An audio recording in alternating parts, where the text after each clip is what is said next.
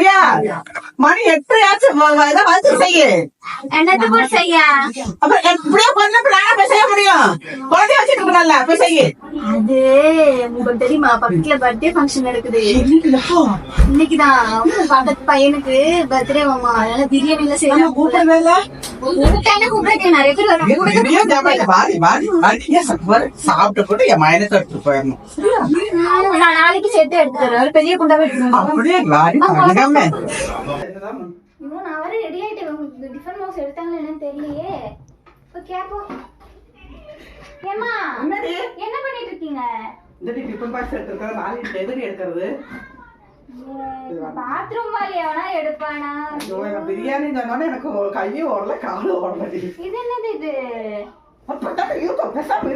சும்மா என்ன இது என்னன்னு பெரிய குண்டா சொல்றேன். இலவையும் தருவ மடிச்சு கட்டிட்டு இதுலயும் வாங்கிட்டு வந்தா நாளைக்கு வச்சு ஒப்பேத்திக்கலாம். என் தங்க என்ன மாதிரியே இருக்குறா. பிரியாணினா இங்க பாரு கூப்பிடாம இருந்தா கூப்பிட்ட மாதிரி நல்ல ஃப்ரெண்டு மாதிரி பேச உங்கள்ட்ட. அப்பதான் பிரியாணி நிறைய போடுவா. வா வா வா.